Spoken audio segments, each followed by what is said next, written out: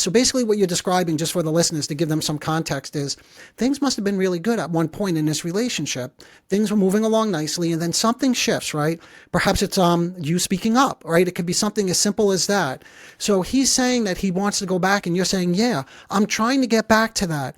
And then the question is, do you think that he was sincere? Was that a sincere expression of regret, or was that idealism? And his response, Dr. Carter's response on your podcast was that the narcissist has such poor insight, right? In other words, they could come over and they could be, talking, you could be talking to them about something about being a bully. And rather than, I respect what you say and I need to consider this, am I really being a bully? They'll flip that around and they'll blame you, okay? So that's number one. Bear with me. I just want to read one other little clip like that, because this is really troubling me a little bit, because I felt, and I know you really love Dr. Carter, by the way, but I don't feel like he answered your question. Your question was about, what was this? Was it sincere? And then in another podcast, you had a guest on and you were describing pretty much the same thing, right? And you asked a question about, him saying, can we go back? And you wanted to go back.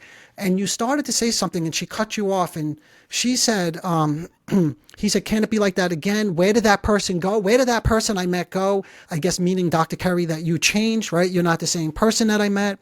It's not like it used to be. We were both invested. I didn't realize it was. And then she says, it was all a game. He's just playing a game, right? And to your credit, you're like, well, no, it wasn't exactly a game.